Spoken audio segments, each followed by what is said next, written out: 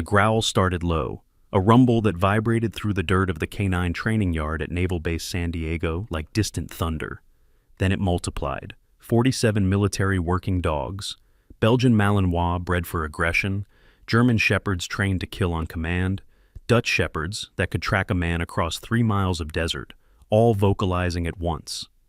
The sound rolled across the 200 by 300-foot facility like a living wall of threat. Lieutenant Commander Ethan Cassian gripped the microphone clipped to his tactical vest, his face flushing red beneath the California sun. Who authorized a civilian in the restricted training zone? A woman stood in the center of the tactical simulation area, small, maybe 5'4", wearing the faded blue uniform of the facility maintenance crew. She held a mop in one hand, a bucket in the other. The early morning sun, 0630 hours, cast her shadow long across the dust and dirt that covered the training ground. Around the perimeter, more than 50 military personnel had frozen mid-task. Trainers, students, administrative staff, contractors, all eyes on the scene unfolding before them. Cassian strode forward, his boots striking the ground with deliberate force. I asked you a question. This is a tactical training area. Maintenance personnel are not authorized during active sessions.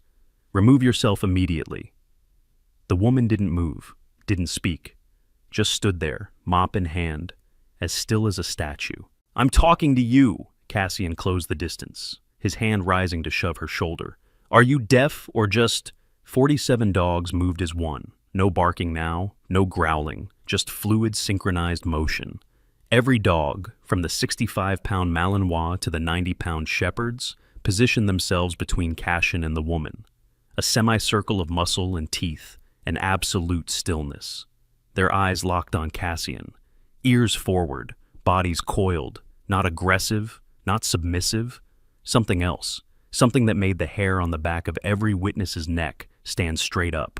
Cassian jerked backward, his hand dropping. What the hell? Knox, tight end. Rex, heel now.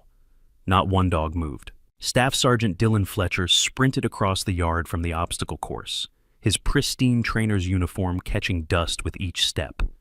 Sir, I don't understand this. These dogs have never refused a direct command. They're trained to... I know how they're trained, Cassian's voice cracked slightly. I wrote half the protocols for this facility. Order them to stand down. Fletcher squared his shoulders, projecting the command voice they taught in every handler course. Tighten, down, Knox, heel, all dogs return to kennels. 47 dogs remained motionless. Titan, the massive Malinois with a scar across his muzzle from where he'd torn through chain-link fencing during a training accident, the dog that had sent 3 trainers to medical over the past 2 years, lowered himself to the ground in front of the woman, his head pressed against the dirt, his entire body flattened in a posture of complete submission. Holy cow, someone whispered from the sidelines. Cassian turned his glare on the woman. What did you do to them? What are you hiding?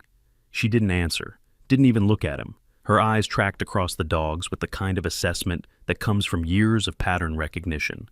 Not fear, not confusion, evaluation. Search her, Cassian snapped. Check for food, electronic devices, anything that could influence animal behavior.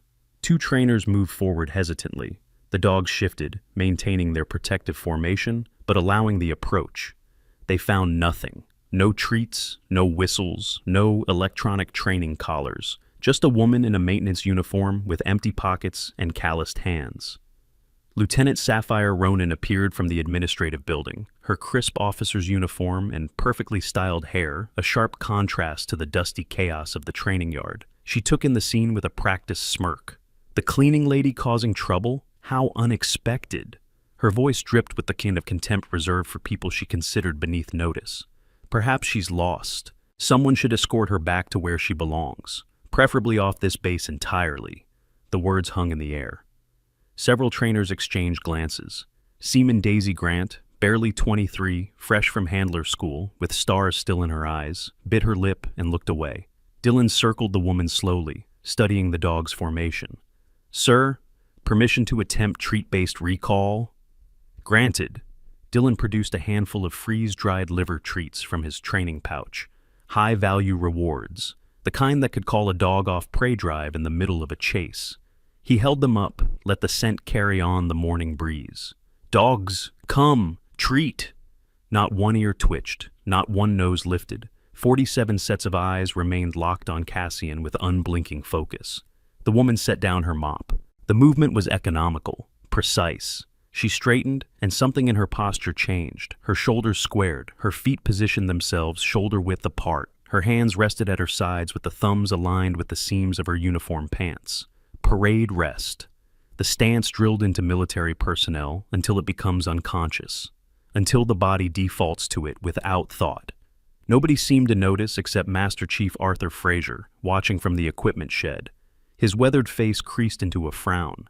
Chief Petty Officer Caleb Kingsley jogged up from the logistics building, tablet in hand. "Sir, this is a security issue. She could be using subliminal training we're not aware of. Pheromones, ultrasonic frequencies. We should tag her as a potential threat and remove her from the facility entirely." Cassian nodded sharply. "Agreed. Someone get Colonel Forrester down here. I want this documented." Colonel James Forrester arrived 7 minutes later. At 58, he moved with the careful deliberation of a man whose body had been through 2 decades of SEAL training and 12 years of desk work. He stood at the edge of the training yard, arms crossed, observing without interference. His face revealed nothing. Before we continue with what happened next, if this story of hidden strength and unexpected respect is pulling you in, don't let the algorithm decide when you see the ending. Hit that subscribe button right now and turn on notifications. We post 3 military stories every week that reveal the truth behind rank, respect, and the warriors who never advertise their service. This channel exists because of viewers like you, who understand that real power doesn't need to prove itself. Subscribe now, because what happens in the next 15 minutes will change everything you think you know about authority and loyalty. Cassian approached the woman again, keeping his distance from the wall of dogs. "If you're so innocent in all this, prove it. Make them sit." For the first time, the woman looked directly at him. Her eyes were green, flat, the kind of eyes that have seen things and filed them away in places civilians don't have access to. She held his gaze for 3 seconds. Then she raised her right hand, made a gesture, palm flat, fingers together, a sharp downward motion followed by a twist of the wrist. Nothing like the NATO standardized hand signals taught in every military working dog program in the United States. Every dog sat. Perfect synchronization, perfect form, haunches on the ground, chests forward, eyes still locked forward in guard position. Dylan's jaw went slack. "That's not in our manual. That's not in any manual. Where did you learn that signal?" The woman lowered her hand, said nothing. Sapphire laughed from her position near the admin building. "Lucky guess. Anyone can make dogs sit. My nephew does it with his golden retriever. Next you'll tell me she can make them roll over too." She examined her nails, the picture of board superiority. "Can we please get back to actual training? Some of us have real work to do." Daisy, standing next to a training dummy, leaned toward another young handler. "Did you see how clean that was? All 47 dogs responded like they were one organism. I've never seen synchronization like that outside of demonstration teams." Cassian's face darkened. "Fine. You want to play handler? Let's see how far this parlor trick goes. Order them into defensive perimeter formation." It was a test designed to fail. Defensive perimeter was an advanced tactical formation requiring dogs to position themselves in a protective diamond pattern with overlapping fields of coverage.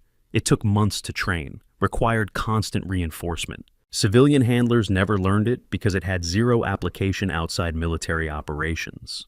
The woman didn't hesitate. She brought 3 fingers to her lips and produced a sound, not quite a whistle, something lower and more modulated.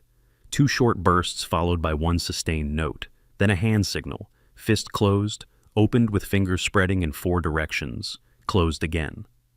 The dogs flowed into formation like water finding its level. 4 dogs at cardinal points, 4 more at the diagonal positions, the remaining 39 filling gaps in perfect spacing to create an interlocking defensive grid. The kind of formation used in hostile territory when a handler needed 360-degree protection. Arthur Fraser stepped out from the equipment shed. His boots crunched on gravel as he crossed the yard, his eyes never leaving the formation. "That's combat deployment formation. That's what we used in Fallujah when we expected ambush from multiple vectors." His voice carried the rough edge of someone who had breathed too much smoke and sand. Where the hell did you learn that? The woman remained silent. Captain Hugo Raymond emerged from the veterinary clinic, medical bag slung over one shoulder. What's all the commotion? I have 3 dogs with training injuries that need attention. Can we not have a circus in the middle of the... Ish, he stopped, taking in the formation. What am I looking at? That's what we're trying to figure out, sir, Cassian said through clenched teeth.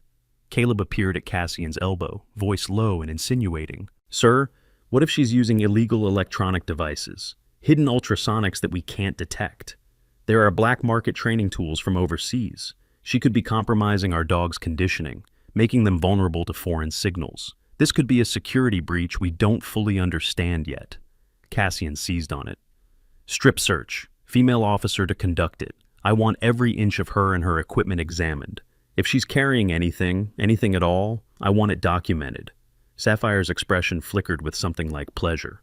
I'll handle it. Come with me. She gestured toward the admin building. Let's see what our mysterious cleaning lady is really hiding under that uniform. The woman followed without protest.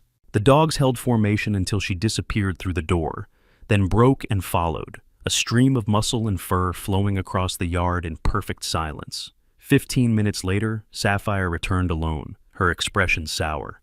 Nothing. She's clean, no devices, no treats, no drugs, just regulation underwear and a body that looks like it's been through a garbage disposal.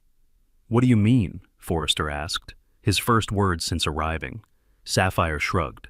Scars, old ones, burns, looks like, surgical marks. The kind of thing you'd see on someone who's been in accidents, multiple accidents, but nothing relevant to this situation. Dylan stepped forward, his instructor badge catching the light. Okay, if you're legitimate, if this is all just some bizarre coincidence, then let's test real skill. Basic handler competency. Disassemble an M4 carbine, blindfolded. It was a power move. Weapon handling had nothing to do with K9 work, but it was a standard skill test for military personnel, a way to prove basic competency and discipline. Civilians couldn't do it, maintenance workers definitely couldn't do it, and doing it blindfolded was a demonstration standard that separated instructors from students. Petty Officer Liam Carter stood near the armory entrance, arms crossed. He muttered to Daisy, "She won't be able to. That's Delta-level training. She's going to embarrass herself, and maybe we can all get back to work." The woman nodded once, extended her hand. Dylan placed an M4 carbine in her grip and tied a black cloth over her eyes. The training yard went quiet. 50-plus personnel watching, phones coming out, someone recording. The woman's hands moved, 42 seconds to disassemble, every component separated with practiced economy. Magazine release, bolt catch, charging handle, upper and lower receiver pins, buffer spring, bolt carrier group, each piece placed in precise order on the ground in front of her.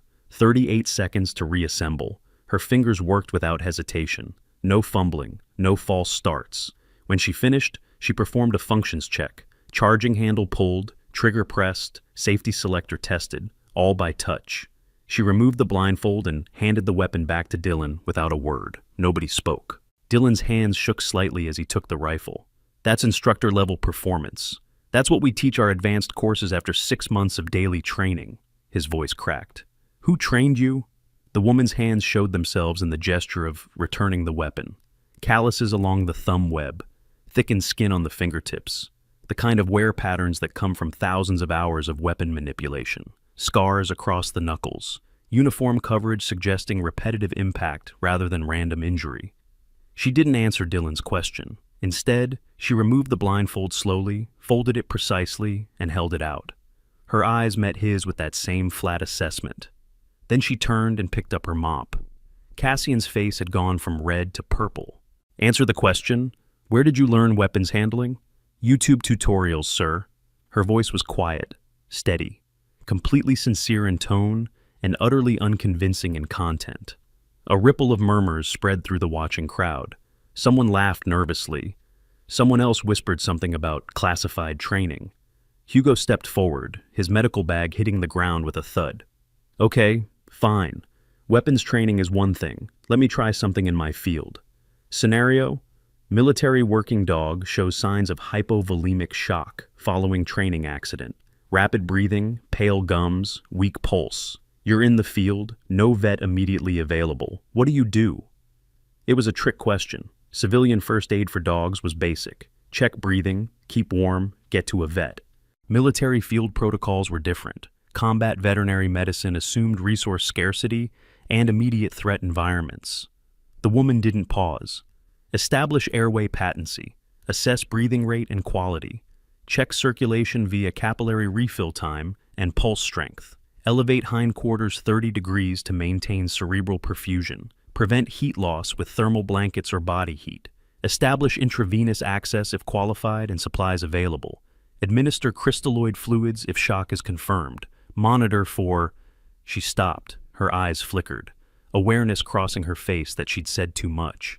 Hugo's expression shifted from skeptical to stunned. That's field trauma protocol. That's what we teach combat medics deploying with canine units. That's not something you learn from Google. He moved closer, studying her face. That's protocol for handling casualties under fire when you can't evacuate immediately. From the communications shack near the admin building, Petty Officer Willow Flynn looked up from her console. She'd been monitoring radio channels, but the words floating across the yard made her pause. Field trauma protocol, canine casualties. She knew those terms. She'd been trained on those procedures during her combat deployment with a Marine unit in Afghanistan. She began paying closer attention. Forrester moved forward from his observation position, his stride purposeful. "Miss!" His voice carried command presence, the kind that makes people stand straighter without realizing it. "What did you say your name was?" The woman set down her mop again, that same economical movement. "Fern, sir. Fern Archer." Full name, for the record. Fern Archer, maintenance worker. Employed here 3 months. Caleb was already moving, tablet in hand. "I'll run her background. See what we're really dealing with." He disappeared into the admin building, fingers flying across the screen. Ivan Foster appeared from the kennels. At 65, he moved with the careful deliberation of someone whose joints had logged too many miles, but whose mind remained sharp. He was a legend among canine handlers, 40 years in the field, retired now, but still consulting on difficult cases. He stopped at the edge of the yard, squinting at Fern across the distance, his head tilted, recognition flickering like a faulty light bulb. "Something familiar about her," he muttered. "Can't place it." Sapphire hadn't moved from her position near the admin building. Now she sighed dramatically. "Oh, please. She's a janitor who watched some YouTube videos and has good muscle memory. Can we please move on? Some of us have actual responsibilities." She checked her watch with exaggerated care. "I have a scheduling meeting in 20 minutes, and I'd rather not smell like dog yard when I attend." The casual contempt in her voice made several people wince.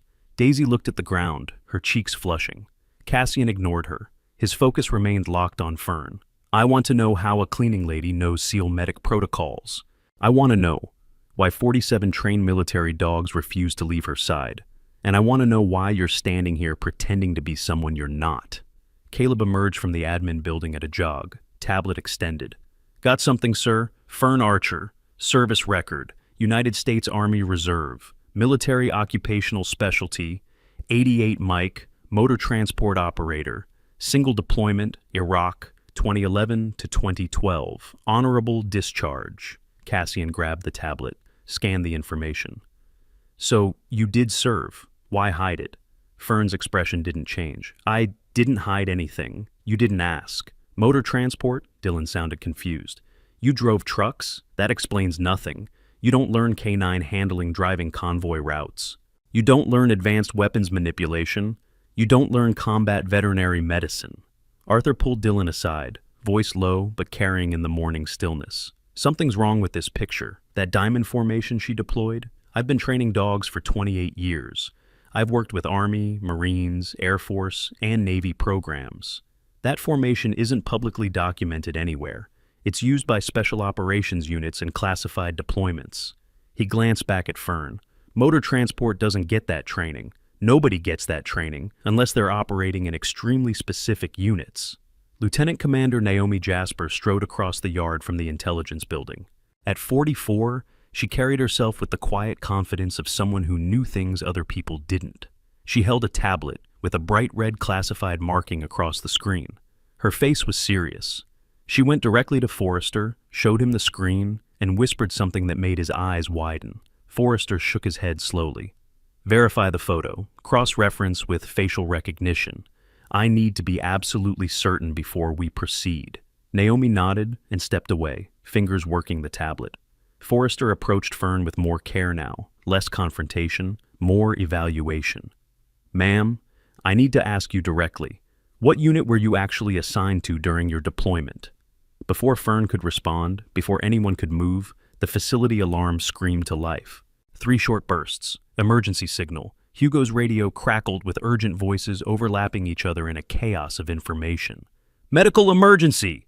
Dog down at obstacle course. Severe trauma. Need veterinary response immediately." Hugo grabbed his bag and ran. Half the training yard personnel followed. Cassian started after them, then turned back to keep eyes on Fern. He didn't need to worry about her running. She was already gone, sprinting toward the obstacle course with a speed that seemed impossible for someone her size.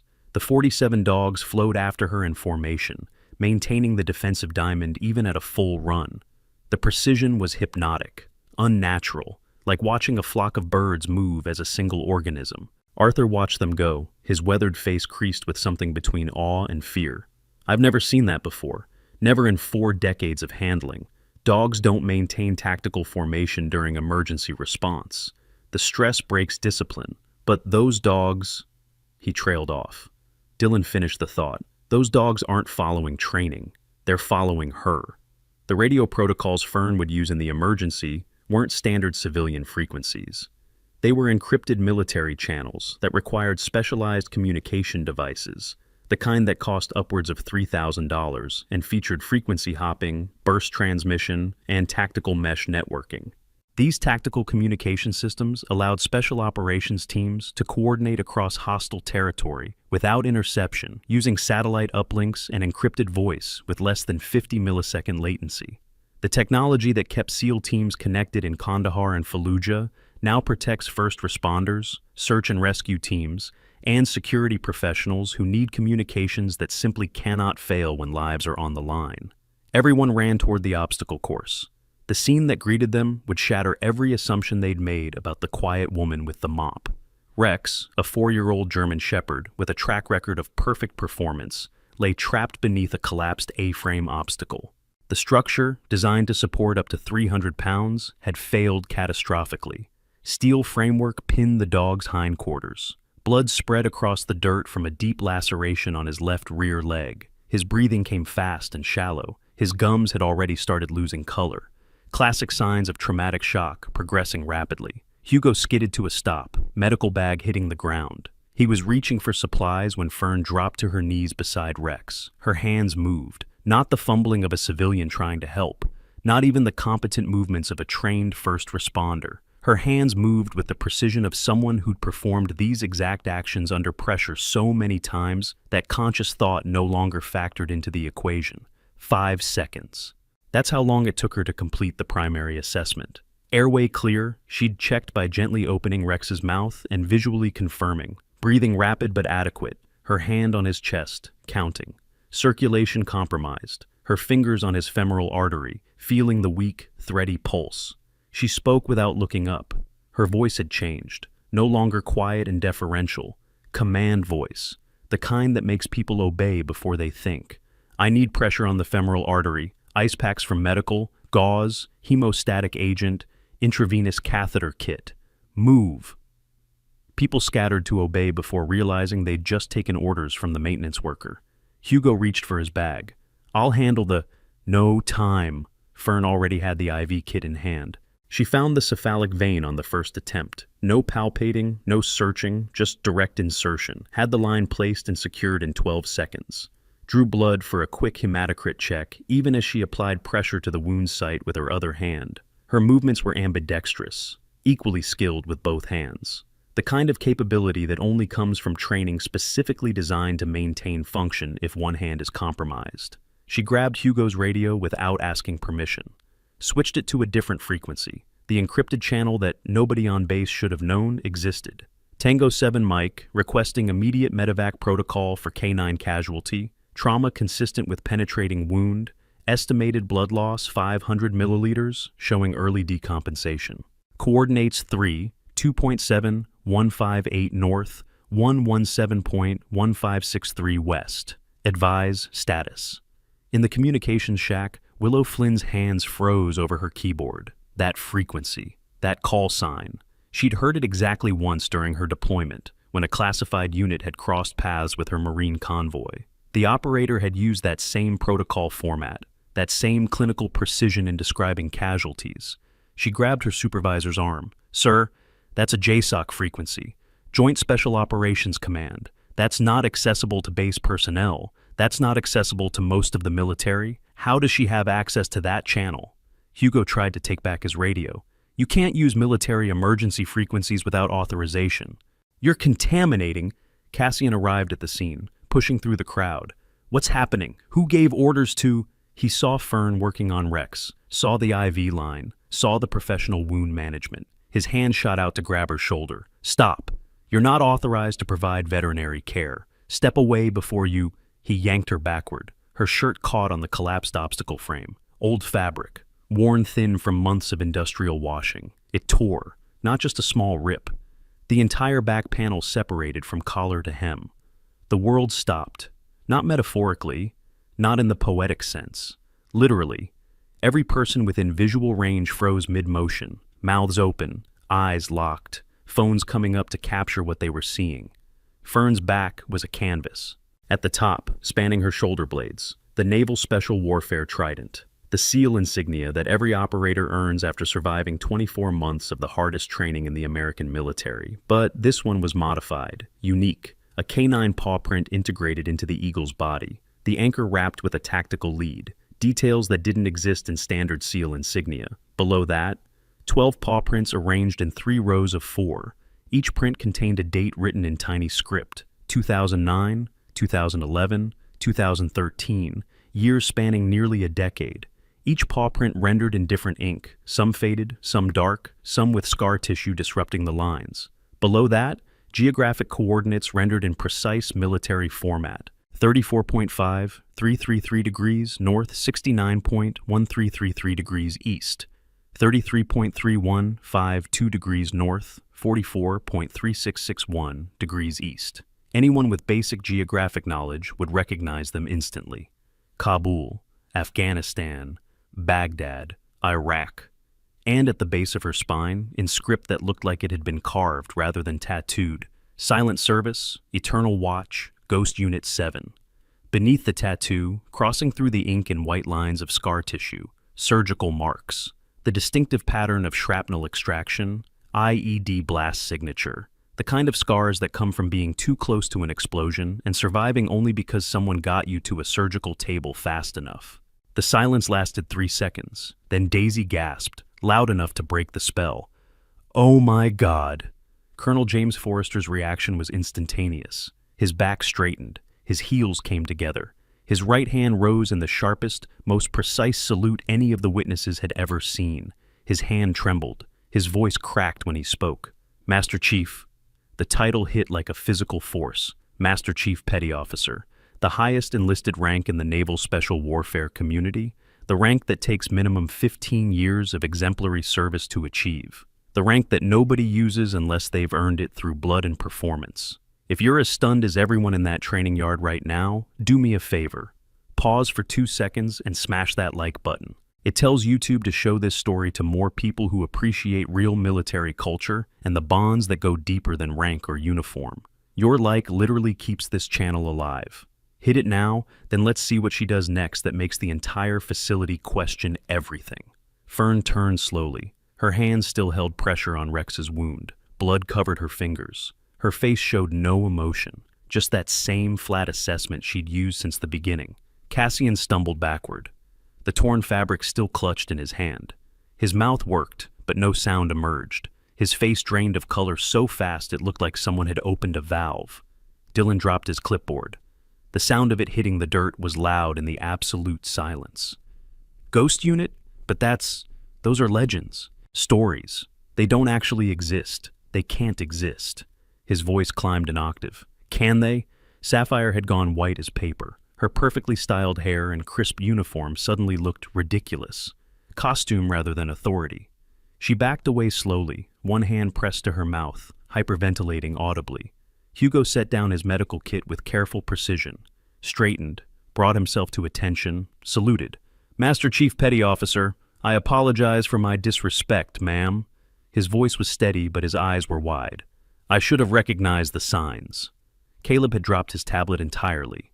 The screen cracked when it hit the ground.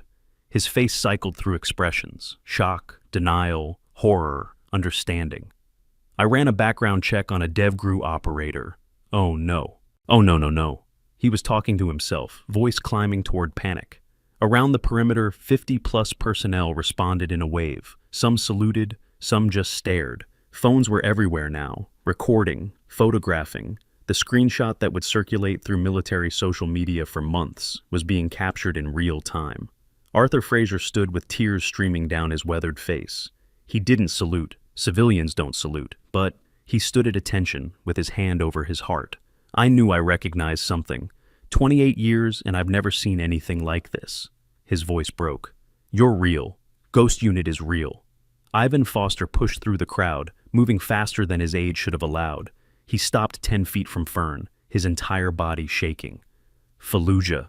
2010. Hotel company got pinned down in the industrial district. 6 handlers, 6 dogs, ambush from 3 sides. We lost.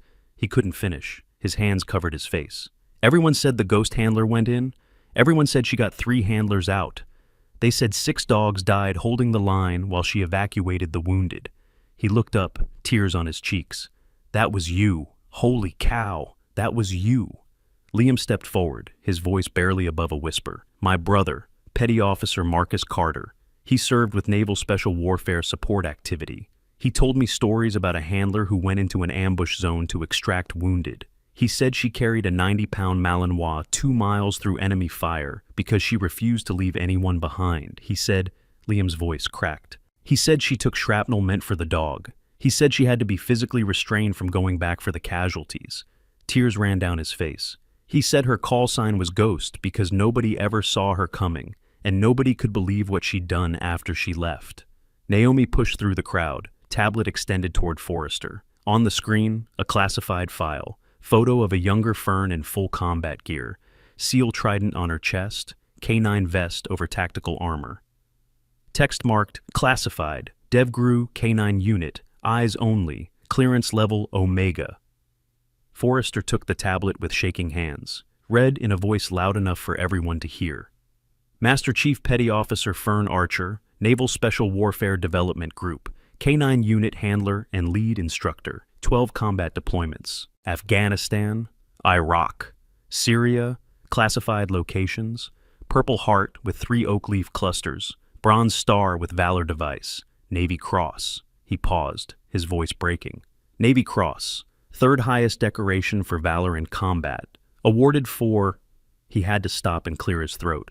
"For actions above and beyond the call of duty while under enemy fire, resulting in the rescue of multiple wounded personnel and their K9 partners at extreme personal risk."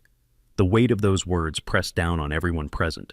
Navy Cross. Fewer than 7,000 had been awarded in the entire history of the United States military. Fern hadn't moved. Her hands still maintained pressure on Rex's wound. Her focus remained on the dog. When she spoke, her voice was quiet, steady. "He needs surgical intervention within 30 minutes, preferably sooner. Are we going to stand here talking, or are we going to save his life?" The spell broke. Hugo moved instantly, taking over the medical care with newfound respect and efficiency. 2 trainers carefully lifted the collapsed obstacle, while another stabilized Rex's spine. Within 90 seconds, they had him on a gurney and moving toward the veterinary clinic at a run. Fern stood slowly. Blood covered her hands and forearms. Her torn shirt hung loose, the full tattoo still visible to everyone present. She looked at Forrester. "Permission to clean up and return to duty, sir." Forrester stared at her. "Master Chief, we had no idea you were here. If I'd known, you would have treated me differently." Fern's voice carried no accusation, just statement of fact. "That's why I didn't advertise. I came here to work, not to be saluted." "But why?" Cassian's voice was hoarse. He'd found his words again, but they came out broken.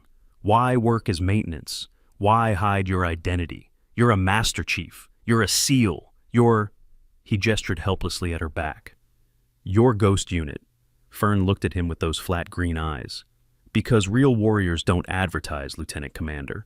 Because the work matters more than the recognition.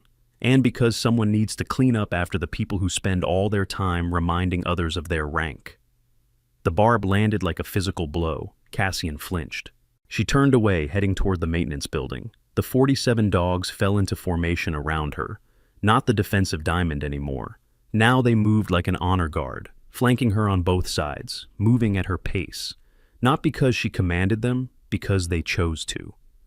Cairo Jr., the 4-year-old German shepherd descended from the legendary dog that participated in the Bin Laden raid, walked directly beside her, his head level with her hand. Every few steps, his nose touched her palm, a gesture of connection, of recognition, of something that transcended training and entered the realm of bond. The crowd parted as she walked. Some saluted, some just watched. All of them were reevaluating everything they thought they knew about rank, about respect, about what it meant to serve. Sapphire had disappeared entirely. Nobody noticed when she left. Nobody cared. Dylan stood frozen in place, his instructor badge heavy in his hand. He looked at Arthur. I questioned her. I challenged her to prove herself with weapons handling. I treated her like... He couldn't finish the sentence. Arthur put a hand on his shoulder. We all did. That's the point. She led us. She could have pulled rank at any moment, could have shut down every challenge with 2 words. She didn't. She let us make fools of ourselves until circumstances forced the truth into the open. He watched Fern disappear into the maintenance building. That's what separates real operators from people who just wear the uniform. Real operators don't need to prove anything. They already know what they're worth. Forrester still held Naomi's tablet, staring at Fern's service record. 12 deployments, each one listed simply by date range and theater of operations. No details, no mission descriptions.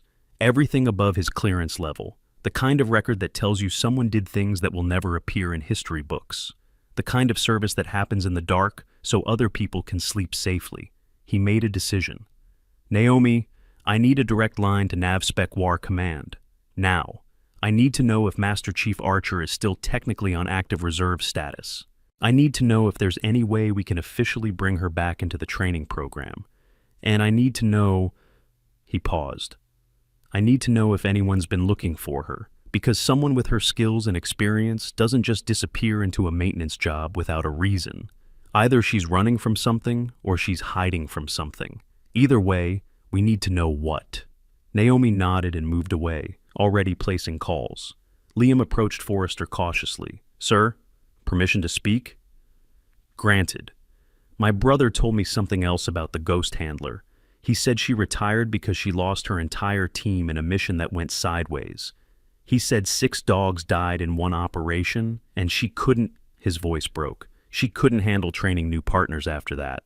He said every dog she sees now carries the memory of the ones she lost. Forrester looked toward the maintenance building.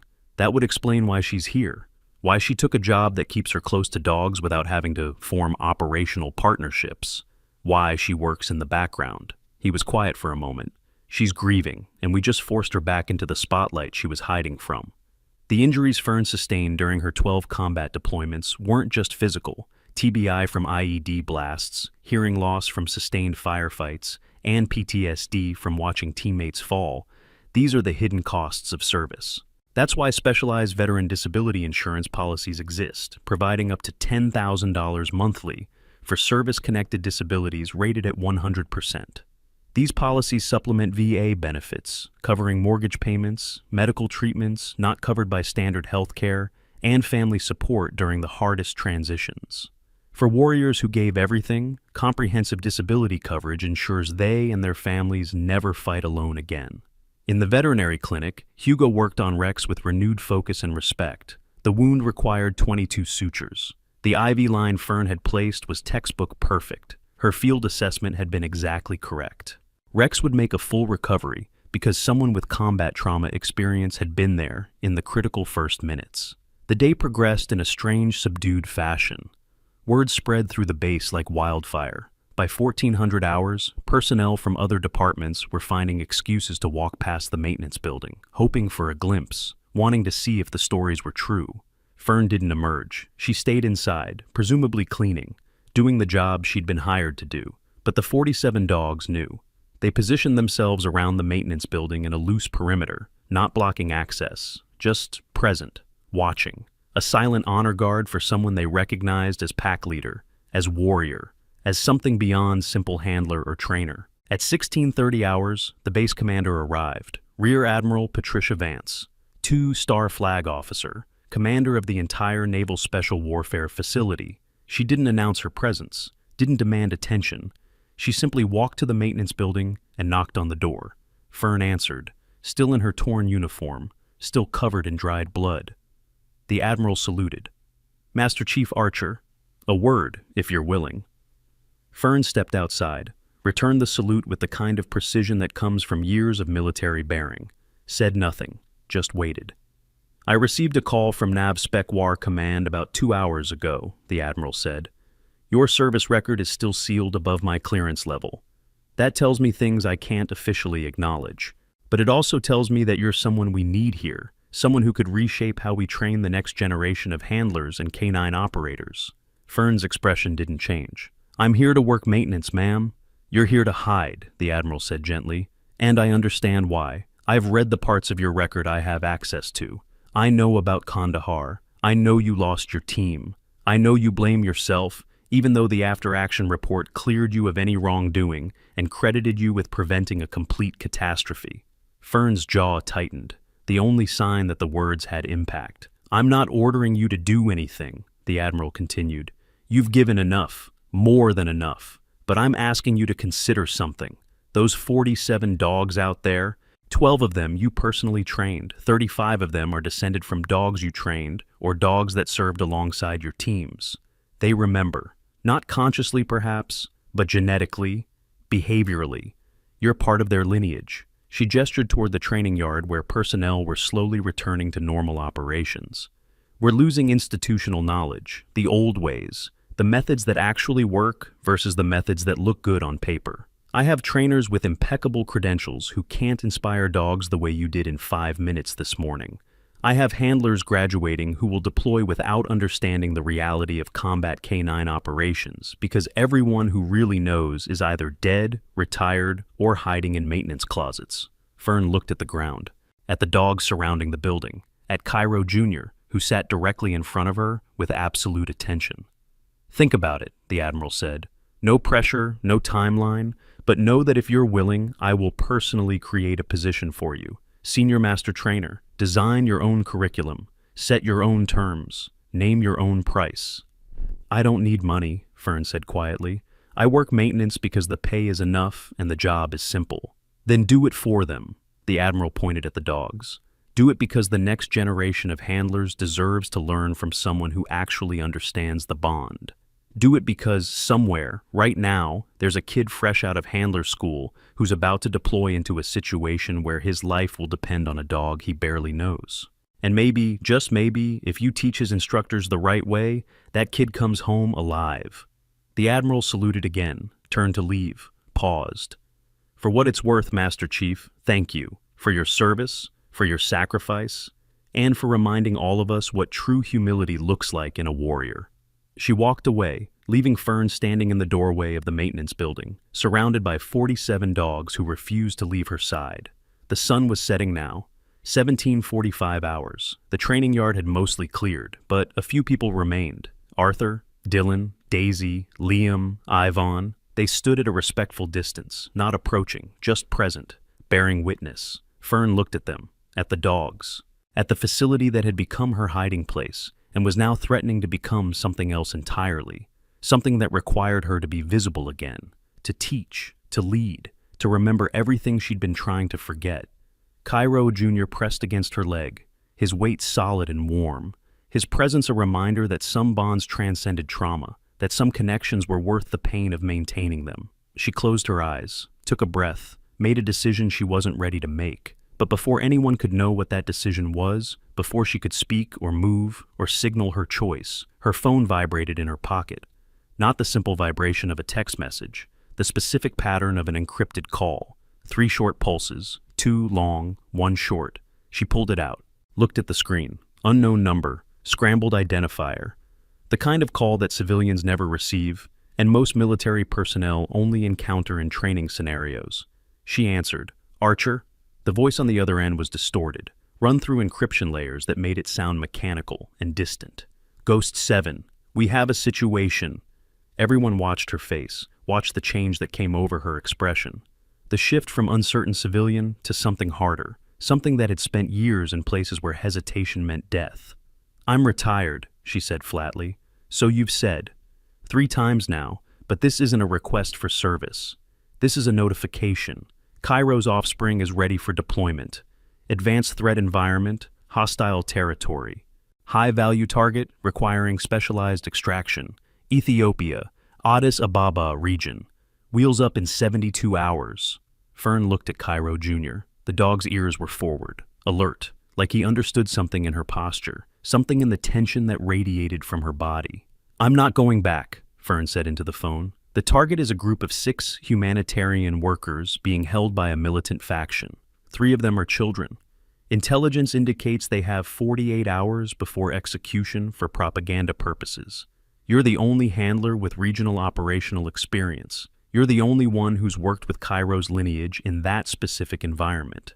And you're the only one those dogs will follow into terrain where one mistake means everyone dies." The words hung in the air. Fern's finger hovered over the disconnect button. The voice continued, relentless. "I know what you're thinking. You've given enough. You've lost enough. Walk away and nobody will judge you.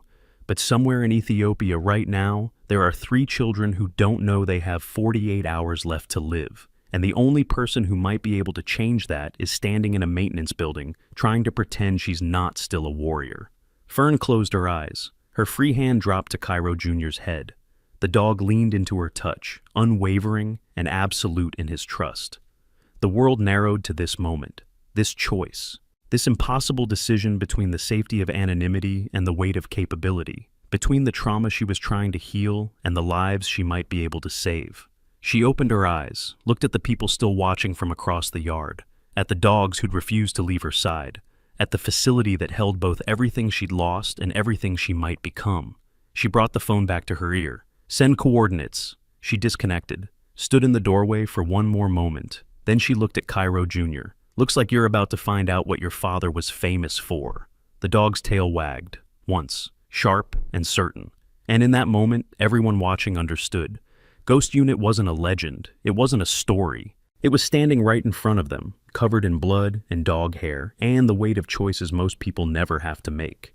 The question wasn't whether Fern Archer was really a SEAL. The question was whether anyone was ready for what happened when warriors like her decided to stop hiding. The answer would come in 72 hours, in Ethiopia, where 3 children's lives hung in the balance, and one woman with 12 paw prints tattooed on her back was about to prove that retirement is just a word. But that's a story for another time. The 72 hours didn't pass quietly. By 0600 the next morning, the entire Naval Base San Diego knew. Not just rumors, not whispered speculation. Confirmed facts transmitted through official channels and unofficial networks with equal speed. Master Chief Petty Officer Fern Archer, DevGru K9, Ghost Unit 7, 12 combat deployments, Navy Cross recipient, living legend working maintenance for 3 months while everyone walked past her like she was invisible. The base commander's office had been fielding calls since 0430. Nav Spec War wanted to know why nobody had identified her. Pentagon liaisons wanted briefings. Public affairs officers wanted to control the narrative before it exploded across social media. Too late, the screenshots were already viral. And somewhere in a classified facility that officially didn't exist, someone was asking how a Ghost Unit operator had gone to ground without proper oversight. But Fern wasn't in the maintenance building anymore. She stood in Colonel Forrester's office at 0700 hours, wearing the same torn, blood-stained uniform from yesterday. She hadn't gone home, hadn't changed, hadn't slept. She'd spent the night in the kennels with the 47 dogs, running her hands through their fur, whispering to them in languages most Americans didn't speak, preparing herself for what came next. Forrester sat behind his desk, looking older than his 58 years. "Master Chief, I need you to understand something before we proceed. The Admiral has authorized me to offer you whatever you need. Training position, advisory role, consulting contract, name your terms." Fern remained at attention. "Sir, with respect, I need 3 things. First, access to Cairo Jr. for the next 72 hours. Full access, no oversight, no questions about training methods. Granted. Second, I need my request for emergency leave to be processed immediately. Personal reasons, no details required. Forrester's expression tightened. He wasn't stupid. He knew exactly what personal reasons meant when a Ghost Unit operator got an encrypted phone call and suddenly needed to leave the country. I can't officially authorize what I think you're planning. Then don't authorize it officially, sir. They stared at each other. Two military professionals who understood the gap between what regulations said and what reality required. Your leave request will be approved, Forrester said finally. I'll personally sign it. But Master Chief, when you come back, if you come back, we need to have a serious conversation about your future here. Understood, sir? Third thing, Fern's expression didn't change. I need Lieutenant Commander Cassian and his entire chain of command to understand something. What happened yesterday wasn't about me. It was about respect, about treating people with dignity regardless of their job title. I don't care what happens to Cassian personally, but I need the culture here to change. I need maintenance workers and contractors and junior enlisted to be treated like human beings instead of obstacles. Forrester nodded slowly. Already in motion. Cassian is being reassigned pending investigation. Not because of you specifically, but because his conduct revealed systematic problems with how this facility operates. We're implementing mandatory training, policy reviews, the works. He paused. You've caused quite the earthquake, Master Chief. That wasn't my intention, sir. I know. That's what makes it powerful. Fern saluted and turned to leave. Master Chief? She paused at the door. Bring yourself back alive. That's an order from someone who doesn't technically have authority to give you orders, but I'm giving it anyway. Fern looked back. For the first time since the reveal, something that might have been a smile touched the corner of her mouth. I'll do my best, sir. We're approaching the moment that will screenshot across every military forum for months. But first, if you haven't subscribed yet, what are you waiting for? This channel digs up the stories that mainstream media won't touch, the real bonds between warriors and the animals who serve beside them. Subscribe and bell icon now, because what's about to be revealed will hit you like a tactical breach. She left the admin building and walked directly to the kennels. The morning sun painted everything gold and orange. The facility was already buzzing with activity, but people moved differently around her now. Not avoiding her, not crowding her, just giving her space. Respect manifested as distance. Cairo Jr. waited at the kennel entrance. He'd been sitting there since she'd left him 20 minutes ago. Patient, certain she would return. When he saw her, his tail moved in a slow, measured wag. Not the frantic excitement of a pet. The focused acknowledgement of a working partner, recognizing their handler. You ready to work? Fern asked quietly. The dog stood, walked to her side, sat at attention with his shoulder against her leg. Ready. They spent the next 2 days in a private section of the training facility that most personnel didn't even know existed. A place where special operations units practiced scenarios too classified to conduct in public view. Fern had the access codes, had always had them, just never used them until now. Nobody knew exactly what she did during those 2 days. The area was soundproofed, the entrances monitored.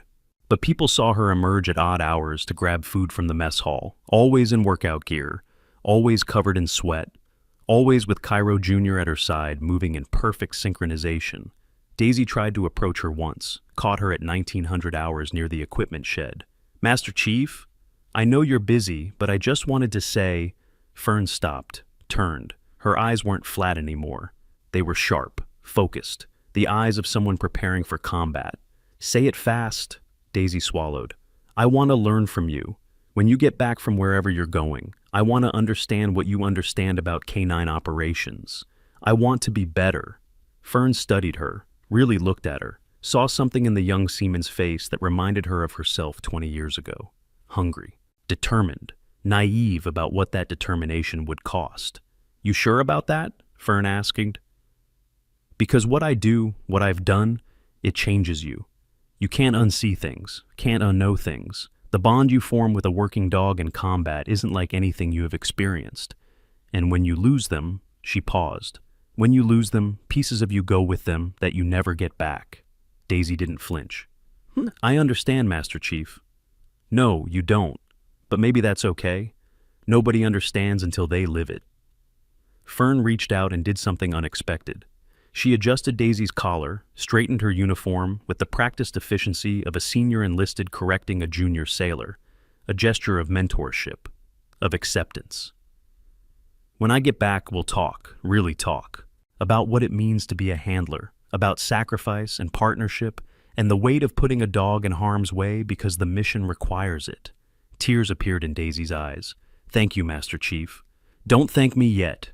You might hate what I teach you. Fern walked away. Cairo Jr. followed.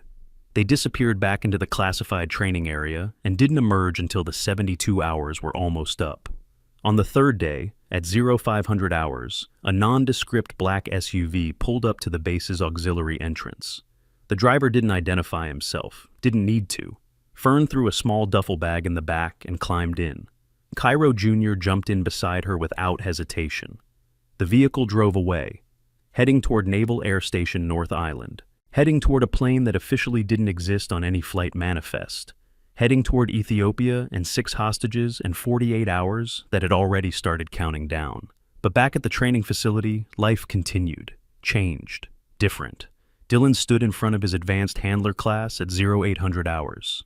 22 students. All of them had heard the stories, all of them watching him differently now, wondering if he'd learned anything from being humbled by a maintenance worker who turned out to be a legend.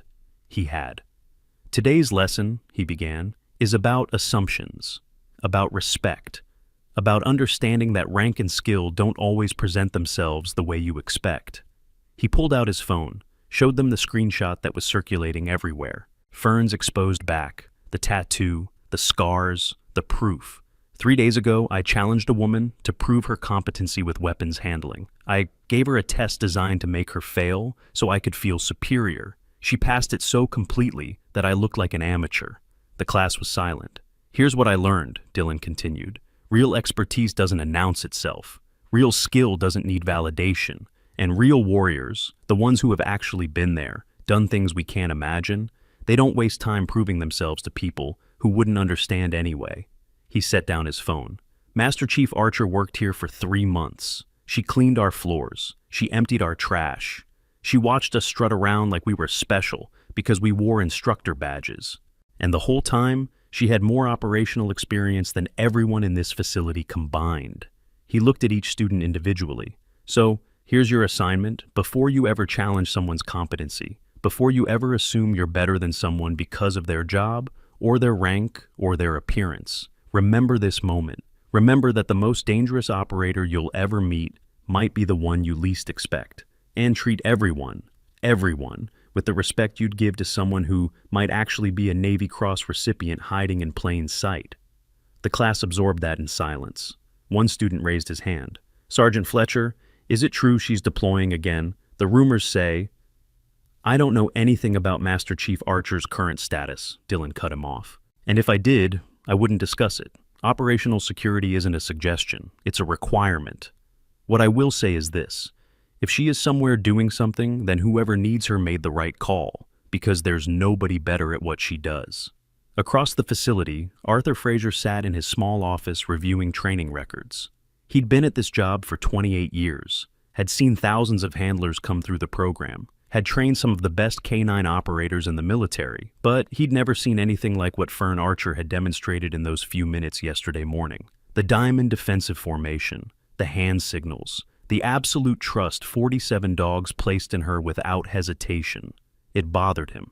Not because she was better than him, he'd made peace with that immediately, but because it meant there were entire levels of K-9 operations that he didn't know existed, capabilities that were kept classified, methods that were never shared with the conventional training community. His phone rang. Forrester. Arthur, I need your assessment. If we bring Master Chief Archer on as Senior Master Trainer, what would you recommend for her program structure? Arthur leaned back in his chair. Sir, with respect, I don't think we can structure her program. I think we give her complete autonomy and learn from what she builds. She operates on a level that our current curriculum doesn't address. Trying to fit her into our framework would be like asking a fighter pilot to teach driver's ed. That's what I thought you'd say.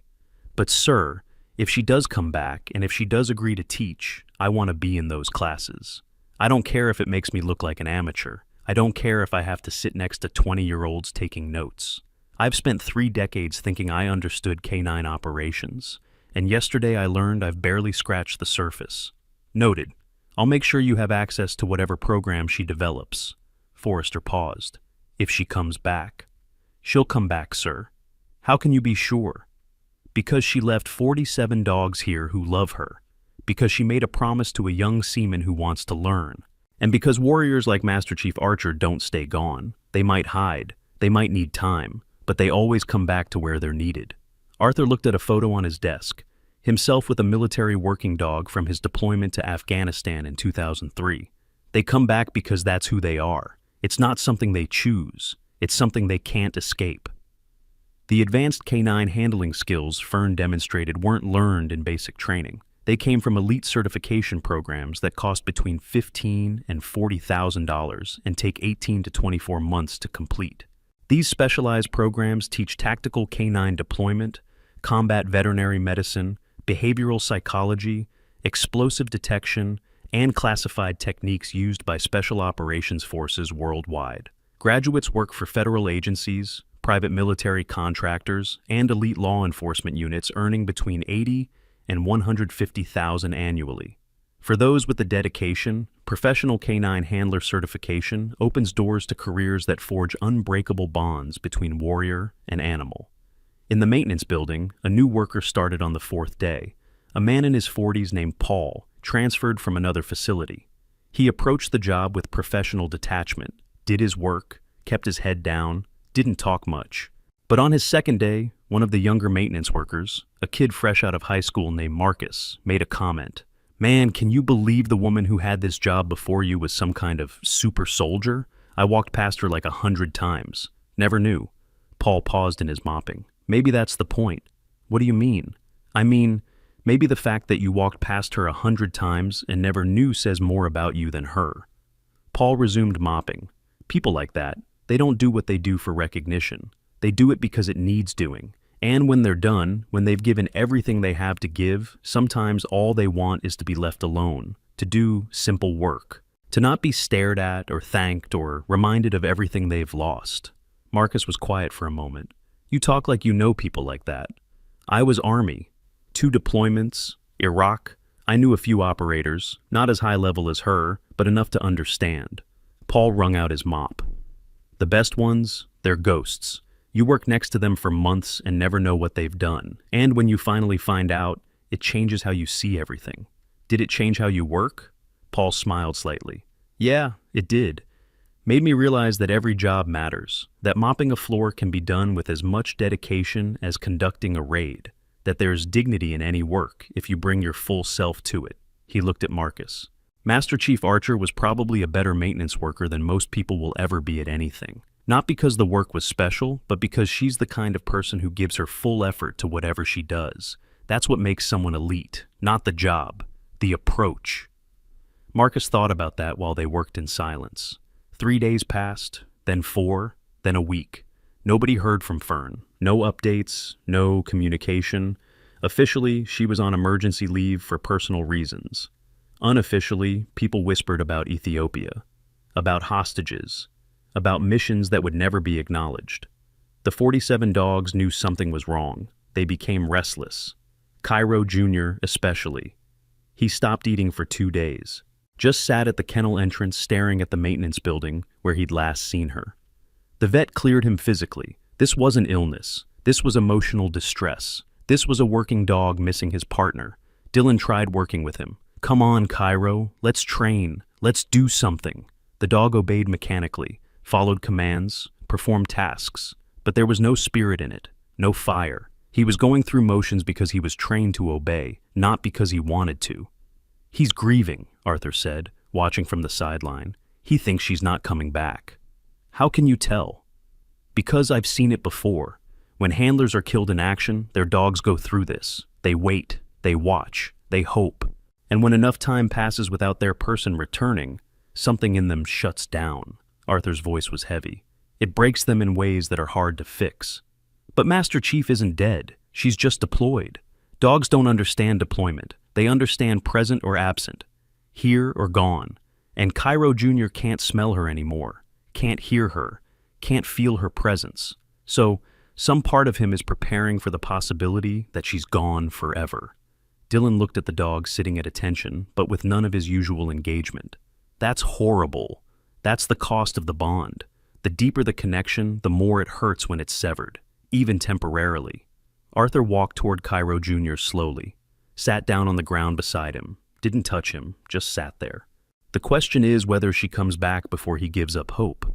Because once a working dog loses faith that their partner will return, bringing them back from that is nearly impossible. They protect themselves by shutting down, by not caring as much, by not trusting as deeply. How long do we have? No way to know. Every dog is different.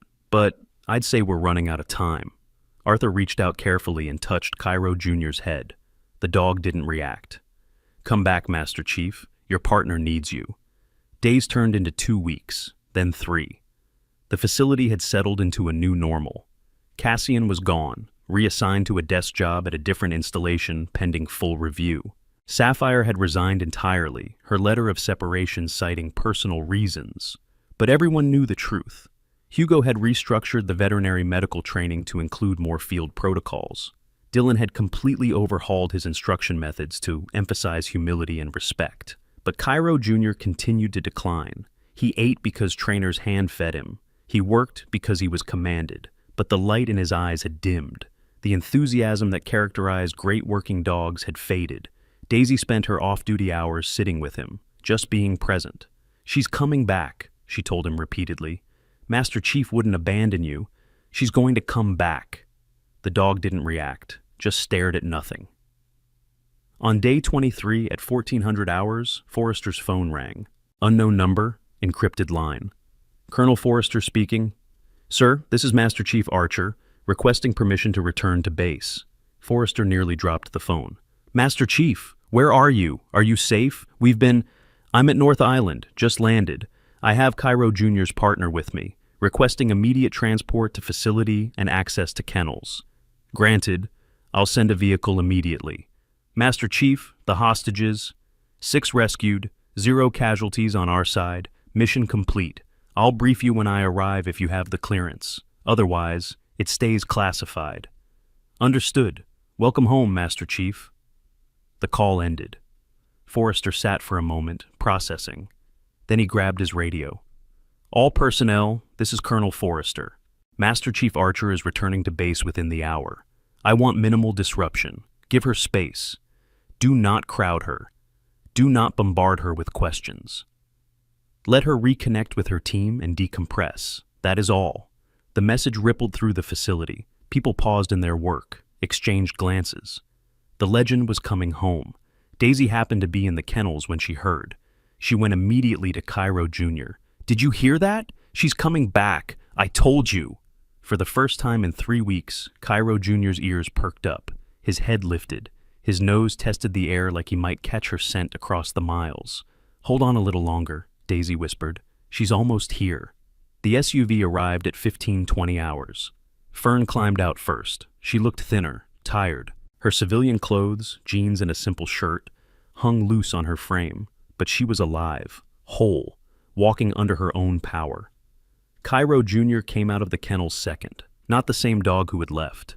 This Cairo was a warrior now, scarred on his right shoulder, moving with the careful confidence of an animal that had seen combat and survived.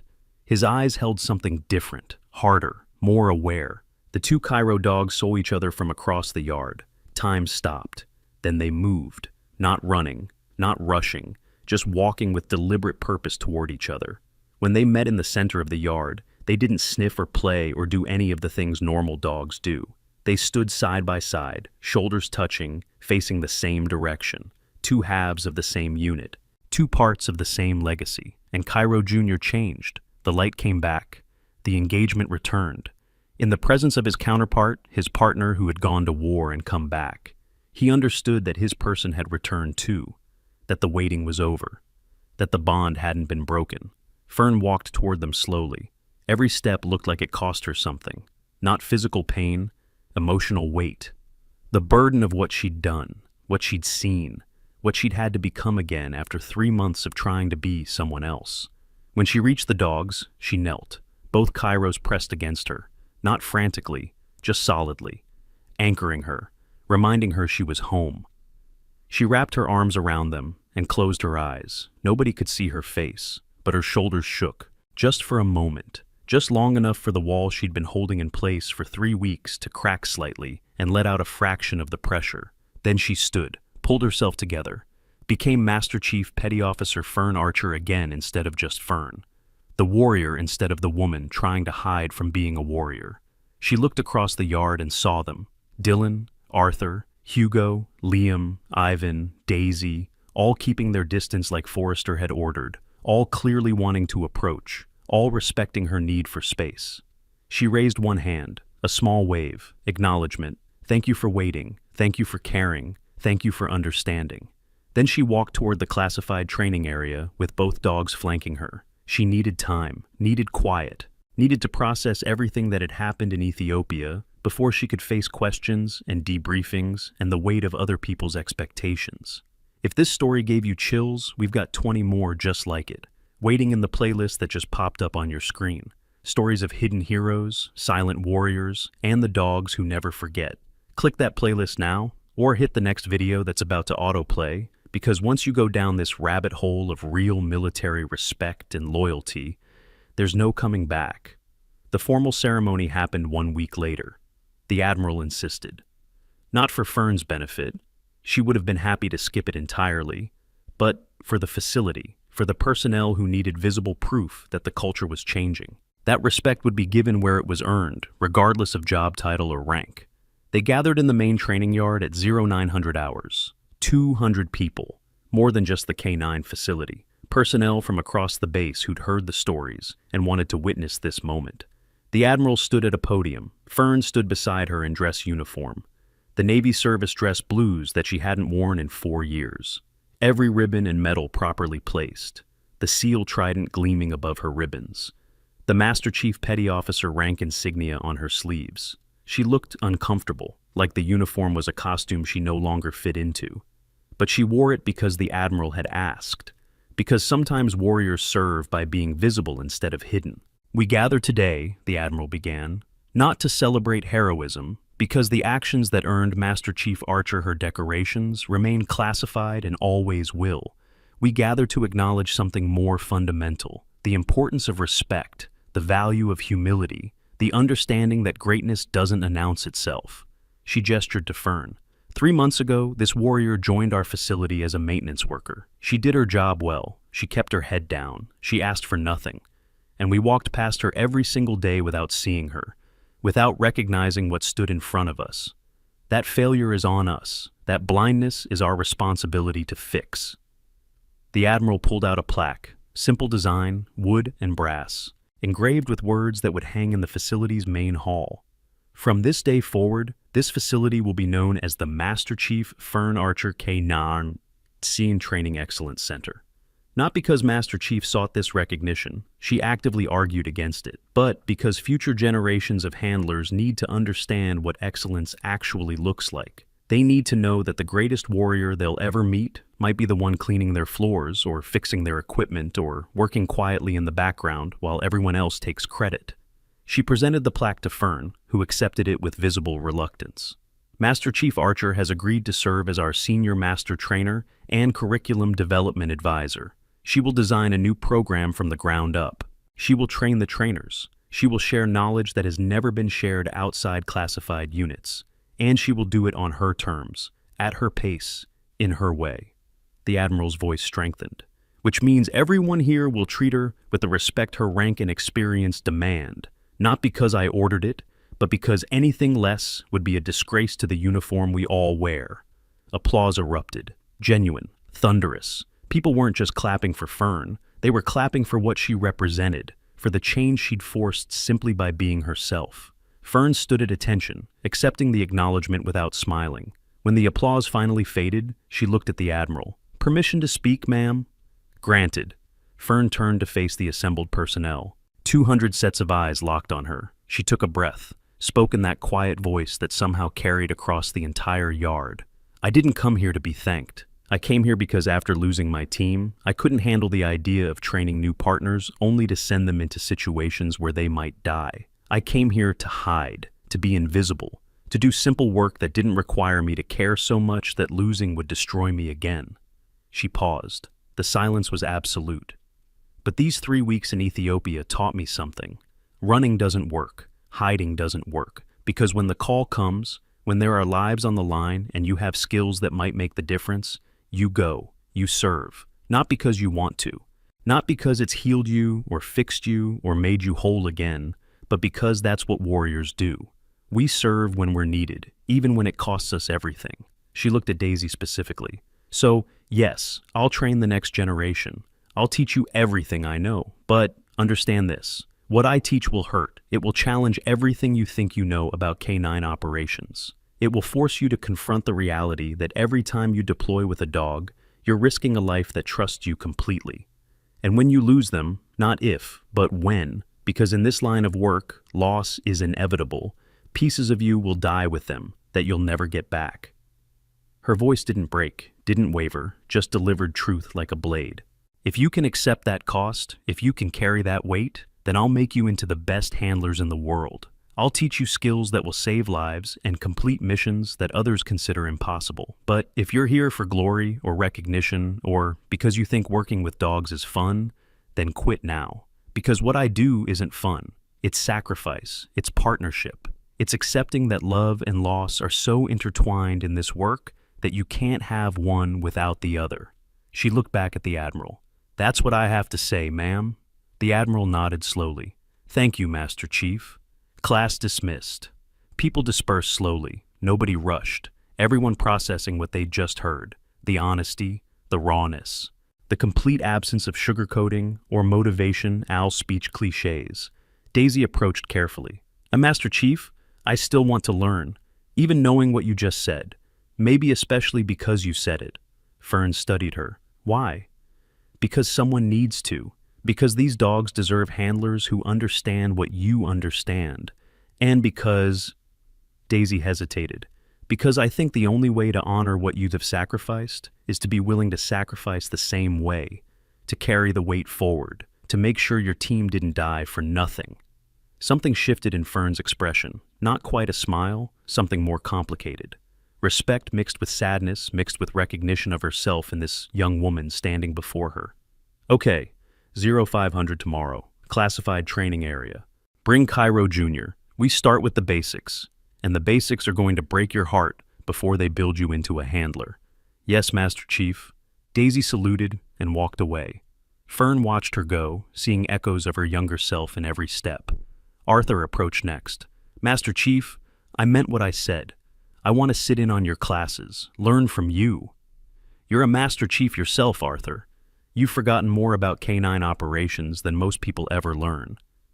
That's exactly why I need to learn from you. Because I've been doing this for 28 years, and I just found out there are entire levels of capability I never knew existed. I'm not too proud to admit when I'm outmatched. I'm just proud enough to want to close the gap. Fern extended her hand. Arthur shook it. A gesture of equals recognizing each other's worth. 0600. After I work with Daisy, I'll show you what ghost unit training actually looks like. But, Arthur, fair warning, some of the techniques I use aren't approved through official channels. They're effective, but they're classified for reasons that have nothing to do with difficulty and everything to do with capability we don't advertise. Understood. And Master Chief, thank you for trusting us enough to teach us. Don't thank me yet. You might hate me before we're done. Arthur laughed, a real laugh. The first moment of genuine levity since this entire situation began. I doubt that very much, Master Chief. The weeks turned into months. The program Fern developed was unlike anything the facility had ever seen. She didn't use standard protocols, didn't follow conventional progression. Instead, she taught something deeper. The psychology of partnership. The language of trust. The skills that couldn't be learned from manuals because they required understanding that only came from experience. Her classes were small, never more than 6 students at a time. She spent hours with each handler, breaking down bad habits, rebuilding foundations, teaching them to see dogs not as tools, but as partners with their own intelligence and agency. The failure rate was high. 50% of students couldn't handle her standards, but the 50% who made it through became exceptional. They moved differently, worked differently, bonded with their dogs on levels that other handlers couldn't replicate. And slowly, carefully, Fern began to heal. Not completely. The scars remained. The memories stayed sharp. But the work gave her purpose.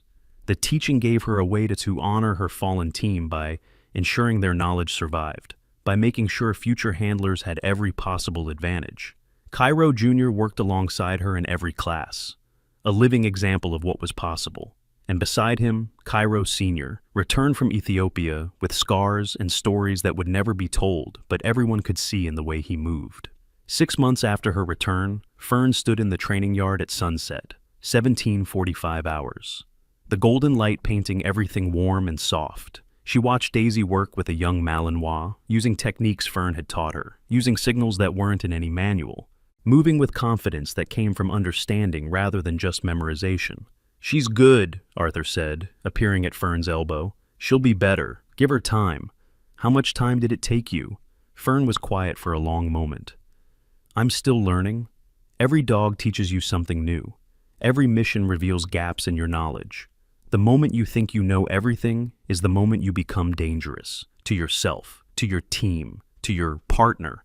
That's why you're the best teacher we've ever had, because you don't pretend to have all the answers." "I don't have any answers, Arthur. I just have experience, and scars, and knowledge bought with blood. That's not wisdom, that's just survival." Arthur looked at her, really looked at her, saw the weight she carried, the cost of being Ghost Unit, the price of coming back when others hadn't. "For what it's worth, Master Chief, I'm glad you're here. I'm glad you chose to teach instead of hide. I'm glad you let us see what real excellence looks like." Fern didn't respond immediately. She watched Daisy work, watched the young handler demonstrate skills that would keep her alive when she deployed, skills that might bring her home when the mission went wrong. "I didn't choose to teach," Fern said quietly.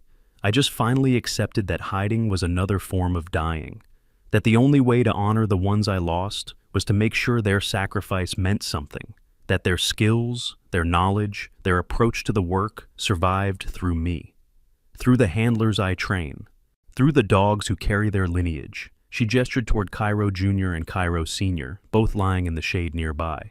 "Those dogs, they're not just animals, they're legacy. They're the continuation of something that started decades ago, with handlers whose names nobody remembers, and dogs who died protecting warriors who never came home. And as long as I'm here, as long as I can teach, that legacy continues. That's not heroism.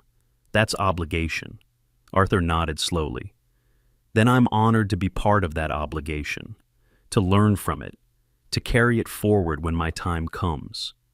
They stood together in silence, watching the next generation train, watching the sun paint the dogs and handlers in gold, watching the continuation of something that was bigger than any individual.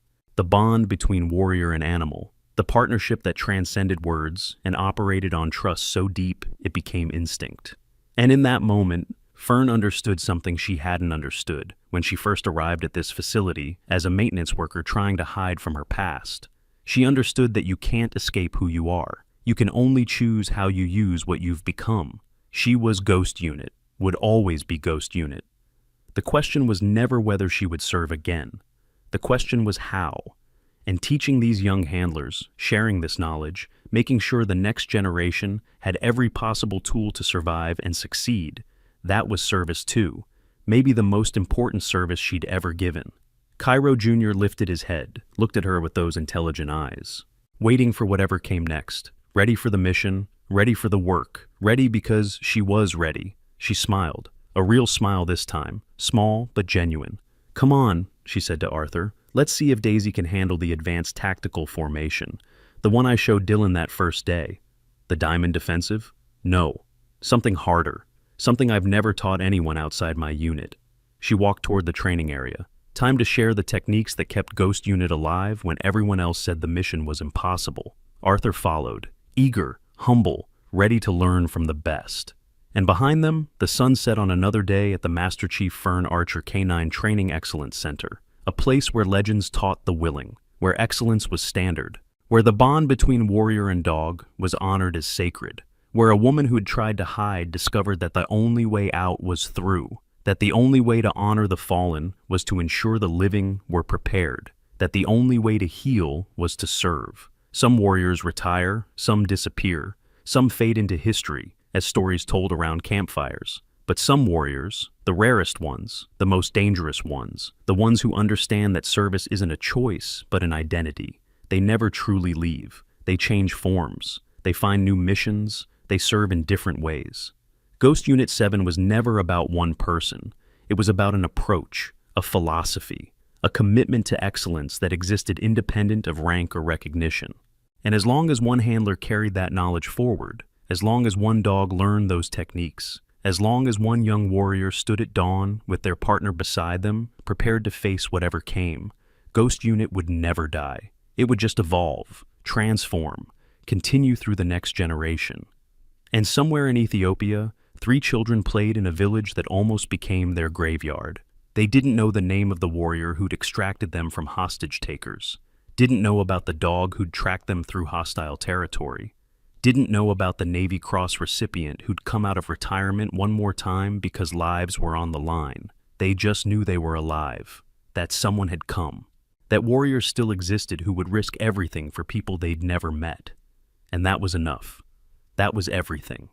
That was what it meant to be Ghost Unit. Silent service, eternal watch, until the end.